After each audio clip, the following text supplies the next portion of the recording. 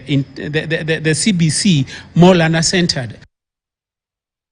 Muungano wa kitaifa wa makarani KENASA unaendeleza mikakati ya kufanikisha kuwasilishwa kwa mswada bungeni utakaosimamia utendakazi wa makarani nchini.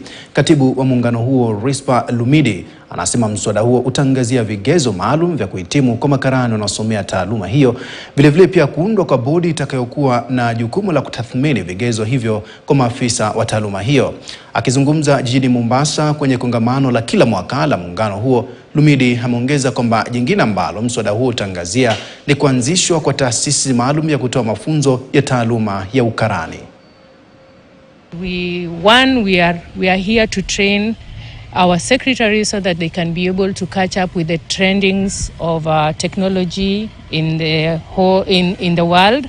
We are really trying to catch up because basically most of us started as copy typists. We used to use these manual machines, but now we are getting automated.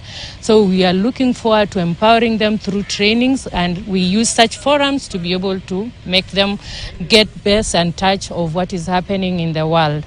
We are also pushing for a bill in which we want to be recognized as a professional body. Right now we are still an association, but later we are pushing for a bill so that we become a professional body fully, so that we become independent and we run our activities under the association regulation, the body's regulations. Mzozo wa umiliki wa ardhi ya Ndambibi umechukua mkondo mpya baada ya